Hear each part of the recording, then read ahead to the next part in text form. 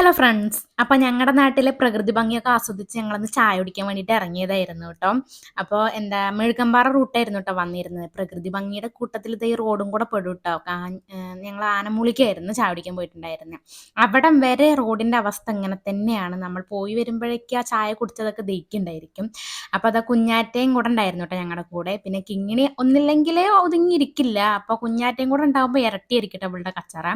അപ്പം മുട്ടയും കൊണ്ടുവന്നിട്ടുണ്ടായിരുന്നു. മുട്ട കൊണ്ടുവന്നപ്പോൾ തന്നെ രണ്ടാൾ ഓരോ മുട്ട എടുത്ത് കൈ പിടിച്ചിട്ടുണ്ട്. കിങ്ങി ആദ്യം തന്നെ കുത്തിപ്പൊളിച്ച് ഞാൻ തോലൊളിച്ചാളാന്ന് പറഞ്ഞു. ഞാൻ തോലൊളിച്ച് കൊടുക്കാന്ന് പറഞ്ഞപ്പോൾ അവൾ സമ്മതിച്ചില്ല കേട്ടോ. അപ്പോൾ തോലൊളിച്ച് അവസാനം അതിൻ്റെ ഉള്ളത്തെ മുട്ടയുടെ തോട് മാത്രമല്ല മുട്ടയും കൂടെ പുറത്ത് വന്നിട്ടുണ്ടായിരുന്നു. പിന്നെ ആ മുട്ട നേരെ എനിക്ക് തന്നു. പിന്നെ അവൾക്ക് തിന്നാൻ പറ്റില്ലല്ലോ. ഞാനതൊന്നും നോക്കിയില്ല. ഞാൻ അവിടെ ഇരുന്ന് ആ മുട്ട അവിടെ ഇരുന്ന് തിന്നു. പിന്നെ അത് കഴിഞ്ഞിട്ട് പിന്നെ വേറൊരു മുട്ട എടുത്ത് കൊടുത്തുട്ടോ. പിന്നെ അവൾ അതുമ്മേ പണിയും. പിന്നെ കുഞ്ഞാറ്റ ഡീസൻ്റ് ആയിട്ട് ഇരുന്ന് കഴിക്കുന്നുണ്ടായിരുന്നു കേട്ടോ. വലിയ ഒച്ചപ്പാടൊന്നും ഉണ്ടാക്കാണ്ട് അവൾ ആക്കത്തിന് തോലൊക്കെ പൊളിച്ച് കഴിക്കുന്നുണ്ടായിരുന്നു. അതിൻ്റെ ഇടയ്ക്ക് കിങ്ങിണിയുടെ മുട്ട താഴെ പോയി.